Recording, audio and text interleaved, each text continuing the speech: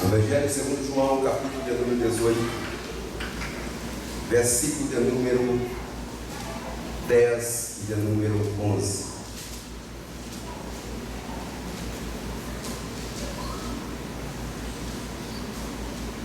Evangelho segundo João, capítulo de número 18, versículo de número 10 e versículo de número 11, diz assim a palavra do Eterno: Então Simão Pedro puxou da espada que trazia e feriu o servo do sumo sacerdote, cortando-lhe a orelha direita. E o nome do servo era Malco. Mas Jesus disse a Pedro: mete a espada na bainha. Não beberei porventura o cálice que o Pai me deu? Então Simão Pedro puxou da espada que trazia e feriu o servo do sumo sacerdote, cortando-lhe a orelha direita. O nome do servo era Malco.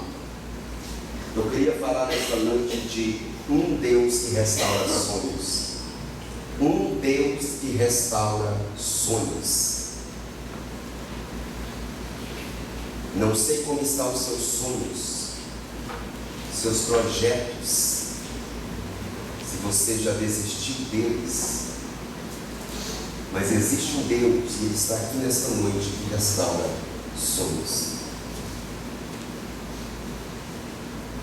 Quinta-feira,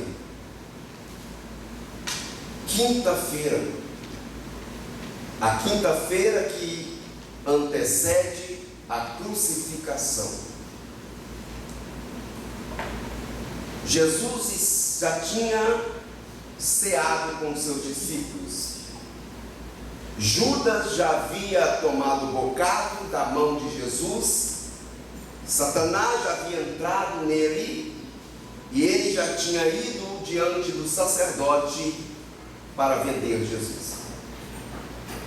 Jesus agora, depois de cantar um hino, vai sair para um lugar chamado Getsemane.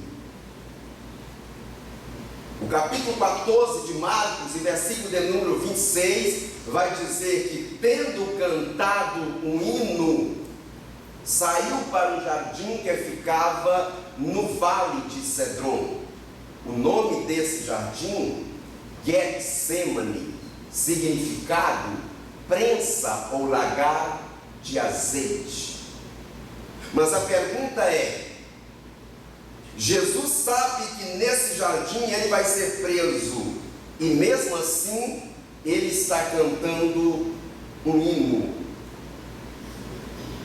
Mas que hino que Jesus cantou aqui? Segundo alguns teólogos, ele cantou aquilo que os hebreus chamam de Hillel, o Salmo de número 113 até o Salmo de número 118. Foi o que Jesus e seus 11 discípulos cantaram para ir para o Getsemane. O que eu aprendo? Por que Jesus cantou este Hillel do Salmo 113 ao Salmo 118? Sabendo que ele ia ser crucificado dali a algumas horas. Interessante é que ele, como Deus, já estava enxergando a vitória lá na frente.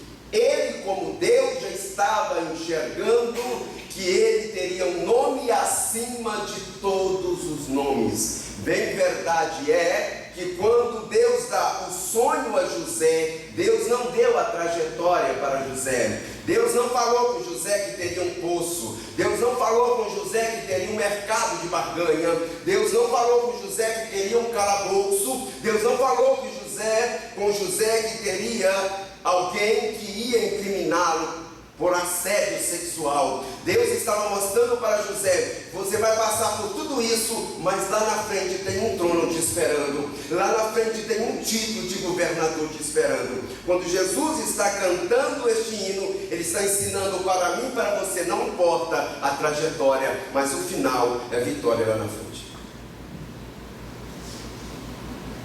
Eles vão para o Getsemane, Jardim das Oliveiras. Judas agora já tinha ido ter com os principais do sacerdote para vender Jesus por 30 moedas de prata. É interessante que era assim que Judas via Jesus. Judas nunca viu Jesus como Senhor. Judas sempre viu Jesus como um meio. E Jesus não é meio, Ele é o final de todas as coisas. Ele é o alfa e Ele é o ômega. Ele é suficientemente melhor. Mas Judas via Jesus como um meio. Bem, verdade é que se você for lá em Êxodo, você vai ver que quando um boi escorneava o servo de alguém, esse alguém cujo servo era escorneado, a palavra aqui é chifrado.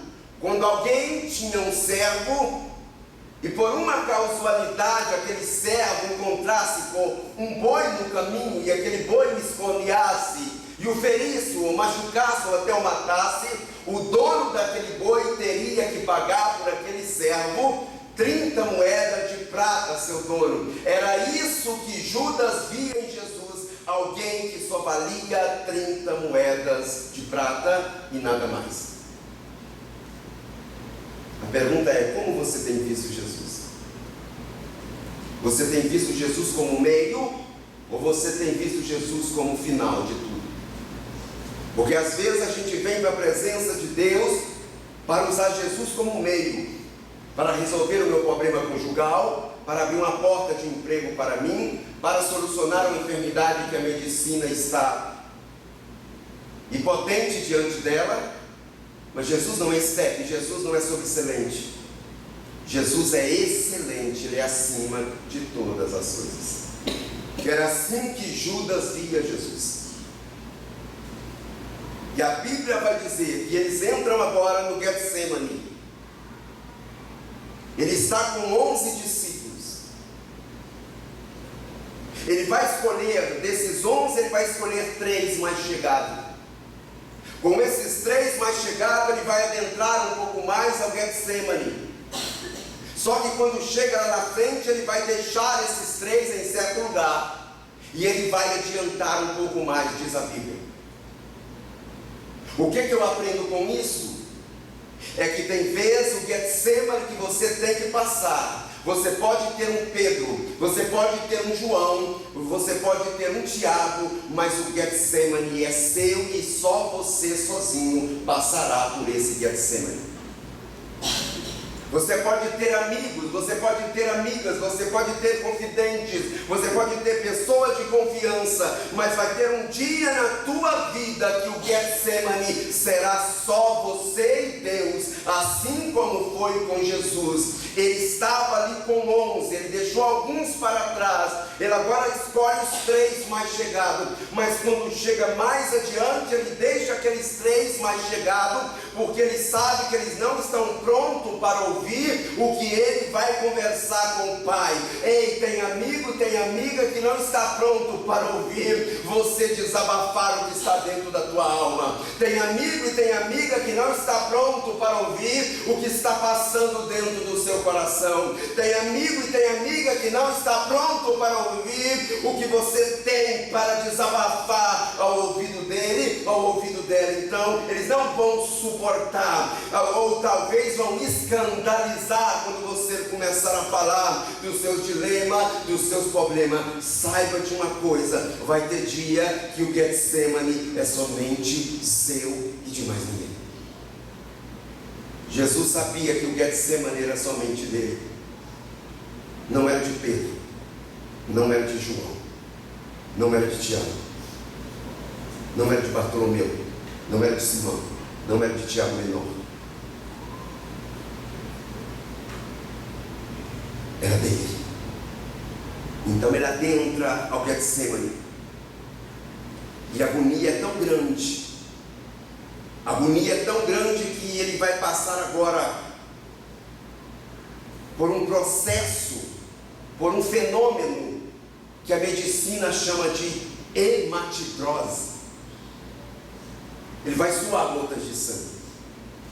A agonia de Jesus é tão grande, a agonia de Jesus é tão intensa, que ele vai passar por um fenômeno agora que a medicina chama de hematidrose.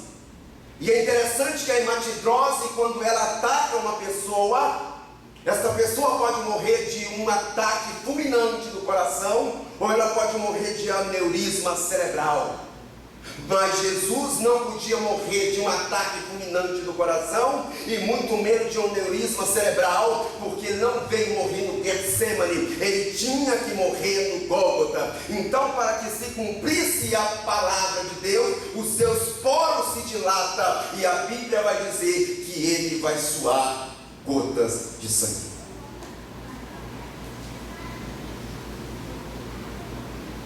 Ele vai voltar e vai abrir o coração para os seus discípulos. E nisso Judas já está se aproximando com a turba. Se você não sabe, a cunho de conhecimento, uma turba variava de 300 a 600 pessoas. Era uma turba. Estão com todo tipo de armas. Vieram para prender Jesus. E quem está guiando essa turba? Judas. Quem está guiando essa turba? Judas. E Judas agora deu uma senha para o comandante: aquele a quem eu beijar, a este prendei. Por que será? Porque às vezes a gente pensa que a sandália de Jesus era diferente dos seus discípulos, o cabelo de Jesus era diferente dos seus discípulos, a barba de Jesus era diferente dos seus discípulos. Às vezes a gente pensa isso. Judas está dando uma senha, porque além do lugar ser escuro, Jesus era diferente, não na fisionomia, mas aqui dentro. Porque Isaías vai dizer que ele era um renovo de uma terra seca, não tinha parecer e não tinha formosura. Então as roupas eram comuns, a sandália era comum, o cabelo era comum, a barba era comum. Então Judas precisava de uma senha: aquele a quem eu beijar, este prendei.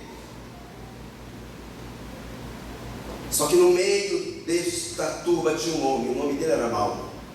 E é sobre esse homem que quero falar nessa noite.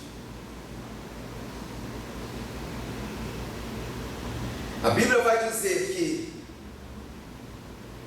quando Pedro viu que Jesus seria preso, ele puxou da espada que trazia e feriu o servo do sumo sacerdote, cortando-lhe a orelha direita. E o nome do servo era Malco. É interessante que só João dá o nome desse servo. Mateus não dá o nome desse servo. Lucas não dá o nome desse servo. Marcos não dá o nome desse servo. Lucas, como médico, só vai ater a ferida que Jesus curou. Por que Mateus não dá? Por que Marcos não dá? Por que Lucas não dá? A maioria dos comentaristas e dos teólogos acredita e crê que quando foi escrito Marcos, quando foi escrito Lucas, quando foi escrito Mateus, Pedro ainda era vivo. Então, com medo de retaliação, eles ocultaram o nome de Pedro. Mas quando o Evangelho de João foi escrito, Pedro já não estava mais na terra. Então poderia falar o nome dele. É por isso que só João revela que quem sacou da espada se chamava Simão Pedro. Pedro agora vai puxar da espada que trazia e feriu o servo do sumo sacerdote. É interessante que Pedro era discípulo, irmãos. Pedro era discípulo, já estava com 3 anos que andava com Jesus. Mas Pedro ainda não era convertido. É doído falar isso, né? É doído falar isso de uma pessoa que está 10 anos na igreja e não se converteu ainda. É doído falar de uma pessoa de 5 anos na igreja e não se converteu ainda. Pedro estava 3 anos com Cristo, mas ainda não era convertido. Bem verdade é, em Lucas 22, capítulo 30, verso 31 e verso 32, Jesus vai dizer para ele assim: Simão, Simão, Satanás me pediu para se andar com vocês. como se ciranda o trigo na peneira. Mas eu roguei ao Pai: ei, Simão, quando você se converter, conforta teus irmãos. É doído ouvir isso, mas ele não era convertido ainda. Pedro agora saca de uma espada e vai ferir alguém. Ele não está apenas procurando uma orelha, ele está procurando um pescoço.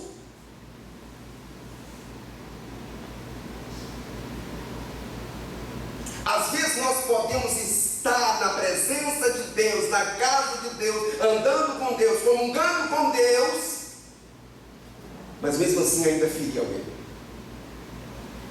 Mas mesmo assim ainda ferir alguém. Estou falando de alguém que já estava no colégio apostólico há 3 anos. E mesmo assim ainda está ferindo alguém. E mesmo assim ainda está machucando alguém. Ele está com uma espada aqui. Bem verdade é que lá em Lucas, Jesus vai falar e vai fazer uma pergunta para eles: ei, quando eu enviei vocês, faltou alguma coisa? Eles disseram não. Então da agora em diante vou dar um conselho para vocês: compra alforje, compra sandália, compra espada. E alguém vai dizer: nós temos 2 aqui, Senhor. E ele vai dizer: basta. Pedro interpretou isso de forma literal. Se ele está perguntando se nós temos espada, então é porque ele quer que a gente use ela no momento oportuno. Só que Jesus não estava falando de espada para Pedro usar justamente nesse momento. Jesus estava falando de marginais e de salteadores, que quando você ia de uma aldeia para outra, poderia passar por salteadores, e eles poderiam assaltar você, e você teria uma arma para se defender. Só que Pedro agora vai interpretar o que Jesus está falando de forma literal. E quando chega no momento oportuno, ele vai sacar da espada e vai ferir o servo do sumo sacerdote. Preste atenção que a Bíblia não está falando de soldado. Não confunda este homem com soldado, porque ele nunca foi soldado. Servo. Servo.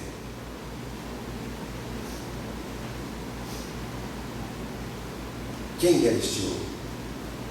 O que este homem estava fazendo aqui, justamente neste lugar?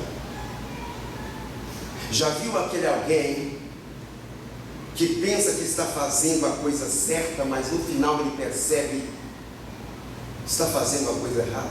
Mal. Sabe por que ele é chamado de servo aqui? É porque ele estava no último ano do seu estudo. Ele estava sendo preparado para ser sacerdote. Eram 5 anos de estudo. Não se pegava alguém a laço e dizia: você quer ser sacerdote? Não, era 5 anos de preparamento entre estudar a Torá e conhecimento das leis de Deus, para que a pessoa pudesse exercer a sua função. Primeiro teria que ser da tribo de Levi. Isso está lá em Números capítulo 3, versículo 6 e versículo 7. Primeiro tinha que ser da tribo de Levi. Se não fosse da tribo de Levi, não podia ser sacerdote. Em segundo lugar, ele tinha que estudar 5 anos. Em terceiro lugar, ele teria que passar por um estágio de 2 anos, acompanhando o sumo sacerdote. Nessa época, quem era o sumo sacerdote? Yosef bar Caifás. Aonde o sacerdote ia, Malco tinha que ir. Aonde o sacerdote tirava o pé, Malco colocava o dele. Era um pupilo, tinha que aprender a andar como sacerdote, se postar como sacerdote, falar como sacerdote, aonde o sacerdote mandasse ir, tinha que ir. Estou falando de Malco, é por isso que ele está aqui. Porque Yosef Bar Caifás não queria sujar as suas mãos, então ele vai mandar o seu pupilo para prender Jesus. E como ele tinha que obedecer em toda a risca ao sumo sacerdote, ele está aqui, pensando que está prestando um serviço a Deus, pensando que está prestando um serviço aos céus. Era o sonho de todo levita, era o desejo de todo levita quando entrava para uma escola de sacerdote. Era o sonho de todo levita, no final do estágio, ser aprovado, porque muitos passavam nas provas dos 5 anos, mas quando chegavam no estágio não passavam. Por quê? Porque era status naquela época ser sacerdote, tinha as suas regalias naquela época ser sacerdote. Se você não sabe, nessa época aqui, o templo era uma máquina de fazer dinheiro. Nesta época aqui, o templo em Jerusalém era uma máquina de fazer dinheiro. As pessoas não podiam trazer de casa o seu sacrifício, elas tinham que chegar até o templo e comprar animais para poder sacrificar e fazer o seu sacrifício e as suas oblações a Deus. E o problema e o agravante de tudo que esses animais vinham justamente das fazendas dos sacerdotes em exercício na época, principalmente de Yosef Bar Caifás. A moeda da época era o denário, era a dracma. Mas só que se alguém chegasse com a dracma e com o denário, ele não podia comprar o animal no templo, porque havia uma casa de câmbio no templo, e o templo tinha sua própria moeda chamada tetradracma síria. Só podia comprar com essa moeda chamada tetradracma síria. Não podia comprar com denário, não podia comprar com dracma comum, tinha que ser a própria moeda do templo. Lembra bem quando Jesus pegou um chicote e lançou por terra a mesa dos cambistas? Estou falando disso. É uma máquina de fazer dinheiro. Então, todo mundo desejava ser um sacerdote para usufruir disso. Qualquer semelhança com os dias atuais é mera coincidência, viu?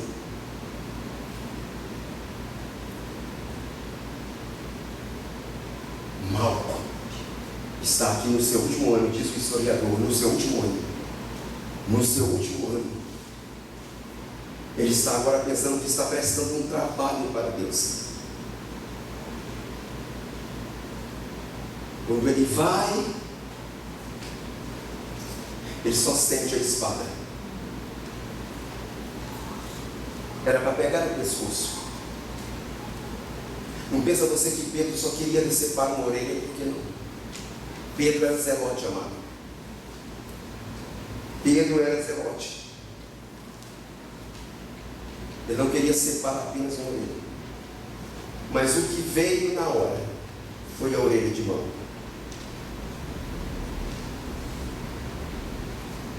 Imagina quando aquele homem percebeu, colocou a mão e percebeu que a sua orelha não estava no lugar. Imagina o desespero. Imagina o desespero. Não estou falando por causa da dor. Não estou falando por causa do sangue a escorrer. Eu estou falando porque o sonho deste homem tinha acabado de ser decepado por Pedro. O sonho deste homem havia acabado de ser decepado por Pedro. E o problema é que muitas vezes as pessoas que matam os nossos sonhos são aquelas que a gente nunca pensava que mataria os nossos sonhos. As pessoas que dilaceram, que lançam dentro de uma sepultura os nossos sonhos, são justamente aquelas pessoas que a gente nunca pensava que mataria os nossos sonhos. Em verdade é que quem tentou matar o sonho de José foi seus próprios irmãos. Quem tentou matar o sonho de Ana foi seu próprio marido. Ou você nunca leu isso? Que foi o seu próprio marido, em primeiro lugar, que tentou matar o seu sonho, ao dizer para ela: eu sou melhor para você do que 10 filhos. Diga isso para uma mãe que se deseja ter um filho e não pode ter. Diga isso para uma mãe que já fez todo tipo de exame que se podia fazer, gastou vários montantes que podia gastar para ter um filho. Chega para ela e diga isso para ela: a minha amizade para você é melhor do que 10 filhos. Às vezes um matador de sonho está mais perto da gente do que a gente imagina. Pedro agora vai matar o sonho deste homem. Se ele voltasse para o templo agora, minha irmã Lucileia, ele não poderia mais entrar no templo, a não ser só no átrio. Porque se ele tentasse entrar no templo, ele seria colocado para fora aos empurrões. O sonho deste homem agora estava ali caído no meio das folhas das oliveiras, naquele breu, naquele escuro do Getsemane.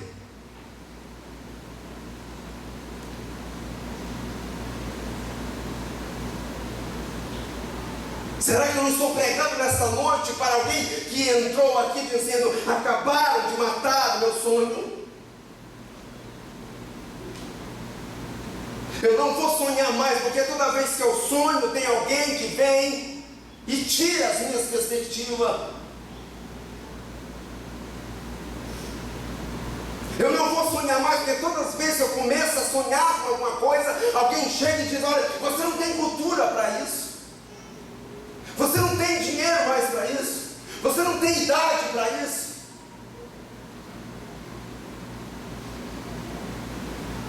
Pedro agora está matando o sonho deste homem. Quem vai fazer o diferencial aqui nesse jardim escuro não é Malco, não é Pedro, é Jesus Cristo que está justamente ali. Quem vai ser o diferencial no seu sonho não é os seus projetos, não é as suas escritas, não é o seu intelectual, é Cristo que tem poder de ser o diferencial no seu sonho. Por mais que alguém já tenha falado para você: desista, não vai conseguir.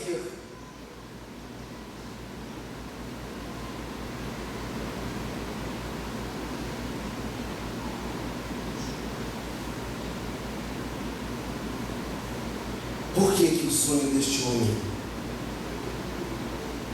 havia acabado de morrer? Porque estava na lei. Estava na lei. Eu vou ler para você que estava na lei. Levítico 21. Eu vou ler para você que estava na lei. Levítico capítulo de número 21. A partir do versículo de número 16, disse mais o Senhor a Moisés: falarão dizendo: ninguém dos teus descendentes, nas suas gerações, em quem houver algum defeito, se chegará para oferecer pão ao seu Deus. Pois nenhum homem em quem houver defeito se chegará, como um homem cego, coxo, de rosto mutilado, ou desproporcionado, ou homem que tiver o pé quebrado, ou a mão quebrada, ou corcovado, ou anão, ou que tiver pedra nos olhos, ou sarna, ou impinja, ou que tiver testículo quebrado. Nenhum homem da descendência de Arão, sacerdote, em quem houver algum defeito, se chegará para oferecer as ofertas queimadas do Senhor. Ele tem defeito, não se chegará para oferecer pão ao seu Deus. Pedro havia acabado de matar o sonho deste homem. Por que você acha que João faz questão de dizer que a orelha era direita? Porque para alguém que perdeu uma orelha, tanto faz se é direita ou se é esquerda, ninguém quer saber, porque perdeu. Por que você acha que a Bíblia faz questão de colocar que era a orelha direita?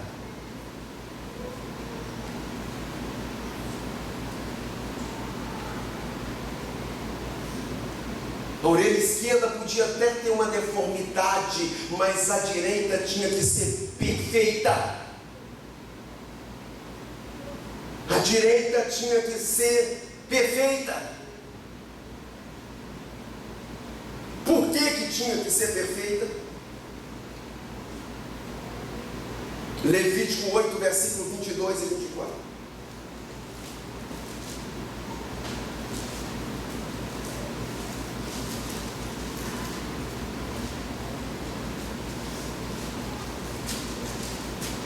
Levítico 8, versículo 22 e 24. Eu vou ler o 22. Então fez chegar o outro carneiro, o carneiro da consagração, e Arão e seus filhos puseram a mão sobre a cabeça do carneiro, e Moisés imolou e tomou do seu sangue e pôs sobre a ponta da orelha direita e sobre o polegar do seu pé direito.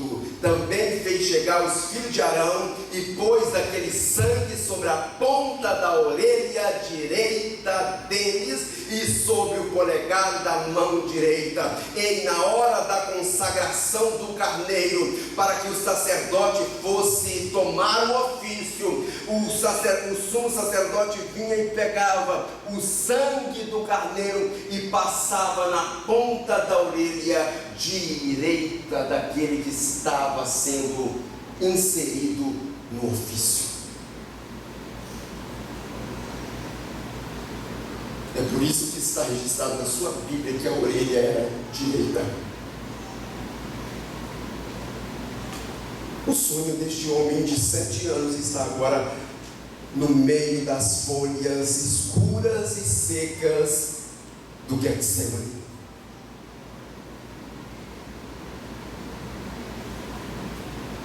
A dor estava mais lá do que aqui. Para Pedro, era apenas uma cartilagem para filtrações, para não estourar o tímpano.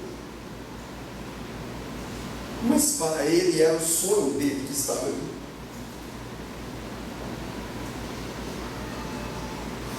Para muitos é apenas uma casa própria, mas talvez para você é o seu sonho. Para muitos é apenas uma faculdade, mas para você é seus sonhos.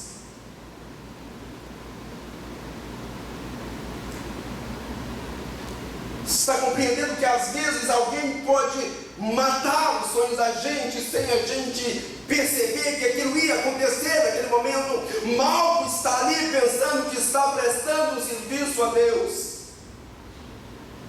Jamais ele poderia imaginar que alguém ia cortar e separar os seus sonhos para sempre. Eu caminho para a conclusão agora.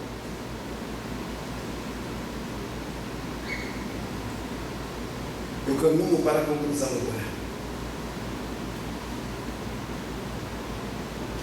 Jesus vai barrar Pedro, porque se Jesus não barra Pedro, ele daria o segundo golpe.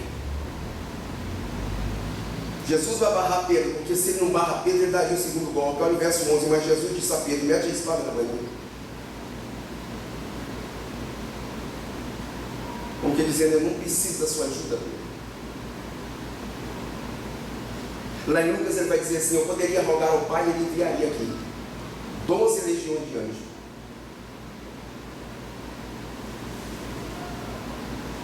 Está pensando que eu estou sozinho, Pedro? Eu não preciso da sua espada. Você está sendo covarde, você acaba de ferir um homem desarmado, porque servo do sumo sacerdote não podia usar arma. Muitas vezes, irmão, nós somos covardes. Porque brigar com alguém que tem menos força do que eu, isso é fácil demais, isso é covardia.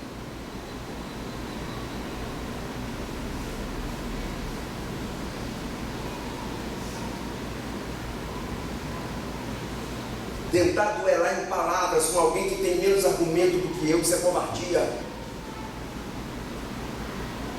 E tem muitas pessoas que é covarde.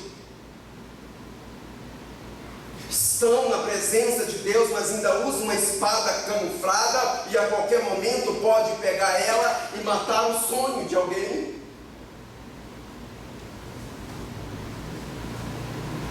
Caminha, comunga da ceia, mês após mês, culto após culto, e mesmo assim a espada ainda está ali, porque a qualquer momento eu posso usar ela contra a vida de alguém e matar o sonho de alguém para sempre.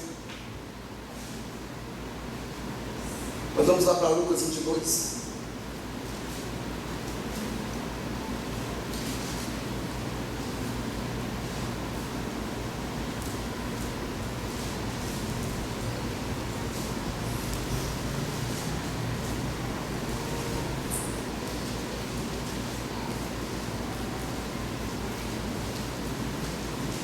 Olha o verso 51 do capítulo 22. Lucas faz questão de se ater na ferida, porque ele é médico. Mas Jesus acudiu dizendo: deixai, basta. E tocando-lhe a orelha, eu estou pregando para você de um Deus que restaura sonhos. Estou pregando para você nesta noite de um Deus que restaura sonhos.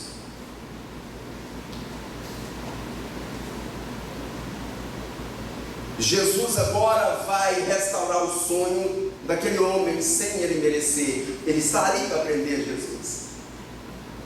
Ele está ali para levar Jesus manietado diante de Caifás. Ele está ali para levar a Jesus para a cruz. É claro que está sendo apenas um instrumento de Deus para cumprir propósito eterno. Mas Jesus agora vai restaurar o sonho deste homem. Jesus agora vai tocar-lhe a orelha e vai curar. Estou falando de um Deus que tem poder para restaurar sonhos cortados. Estou falando de um Deus que tem poder para trazer à existência aquilo que não existe. Se você olhar em momento algum, você vai ver ele abaixando, pegando a orelha e colocando no lugar. Nem os originais grego tem ele abaixando e pegando na orelha. Ele está tocando lá. Foi ele que fez. Não, ele não está apenas cicatrizando. Ele está trazendo à existência aquilo que não existe. O apóstolo Paulo vai falar disso em Romanos, de um Deus que traz à existência aquilo que não existe. E tocando-lhe a orelha, o curou. O sonho deste homem estava restaurado. Ele poderia voltar agora novamente e exercer a sua função. Te aconselho a comprar um livro chamado Malta. Te aconselho a ler esse livro, para que a sua fé cresça um pouquinho mais. Estou falando de um Deus que estava ali justamente. Malco não sabia que seu sonho seria esfacelado, seria lançado por terra, mas Jesus sabia que Pedro puxaria da sua espada e mataria o sonho de um homem naquele dia. Mas Jesus estava ali como restaurador de sonhos. É interessante que os dois últimos milagres de Jesus na terra estão relacionados com Pedro. Os dois últimos milagres de Jesus na terra estão relacionados com Pedro. Um foi este aqui antes da crucificação no Getsemane, e o outro foi lá no capítulo 21 de João. Pedro está pescando, não pegou nada. Jesus aparece, eles não conhecem, ele diz: lança do lado direito do barco. João agora reconhece que é Jesus. Pedro sai, pensa que está mal vestido, volta, e quando ele volta, está ali justamente um braseiro, peixe e pão. Jesus está dizendo para ele: não apenas restaura orelhas, eu restauro você ao ministério novamente. Ei Pedro, lembra que você me negou, foi diante de um braseiro? Eu vou te restaurar diante de um braseiro. Vem comigo, vem cear. E depois de cear, ele vai sair com Pedro e vai dizer: Pedro, tu me amas? Primeira vez. Pedro, tu me amas? Segunda vez. Pedro, tu me amas? Terceira vez. A primeira vez Pedro vai dizer assim: Senhor, eu te amo. A segunda vez: Senhor, eu te amo. Mas na terceira vez ele não vai dizer, ele vai dizer filéo. Filéo, tu sabe que eu te gosto. Tu sabe que eu te gosto. O grego ali é filéo. Tu sabe que eu te gosto. E Deus não estava perguntando ele sobre amor filéo, Deus estava perguntando ele sobre amor agape. Quando Pedro entendeu o que Jesus queria dizer, então ele muda e vai dizer: Senhor, tu sabes que eu te gosto. Aqui Pedro estava convertido. Estou falando de um Deus que não só restaura orelhas decepadas, estou falando de um Deus que restaura homens e mulheres e coloca eles novamente no caminho. É esse Jesus que estou te apresentando nessa noite, que não restaura apenas sonhos decepados, mas restaura homens e mulheres e os coloca novamente no seu propósito. O nome dele é Jesus. Vamos orar.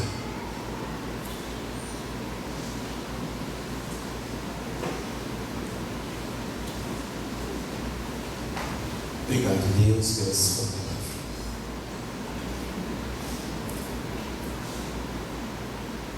Vem restaurar sonhos neste lugar. Vem restaurar corações neste lugar. Vem restaurar alegria neste lugar. Vem restaurar comunhão com o Senhor neste lugar. Venha restaurar alianças quebradas neste lugar. Porque só o Senhor tem poder de restaurar orelhas decepadas. E talvez entrou alguém aqui nesta noite com sua orelha decepada por uma palavra ferina que alguém falou, e ela guardou esta palavra no seu subconsciente, no seu coração, e esta palavra está doendo até agora. Ah, Deus! Só o Senhor tem poder de entrar aí e arrancar esta ferida profunda, mal curada, mal sanada, mal cicatrizada. O Senhor é aquele que restaura todas as coisas. O Senhor restaurou Malco novamente ao ministério sacerdotal. O Senhor restaurou Pedro novamente ao ministério do apostolado. O Senhor é aquele que restaura todas as coisas. Vem restaurar corações aqui neste lugar. Venha restaurar pessoas aqui neste lugar. Venha cicatrizar feridas abertas, ó Deus, que não foram curadas. venha aplicar o seu unitivo, porque só o Senhor tem bálsamo puro de Gileade para passar nesta ferida que está doendo, nesta ferida que está ardendo, nesta ferida que está queimando. Só o Senhor tem poder para curar. E Deus, entra neste Getsemane deste homem, entra nesse Getsemane desta mulher e mostra para ele que o Senhor é sumo sacerdote e o Senhor entende as nossas dores.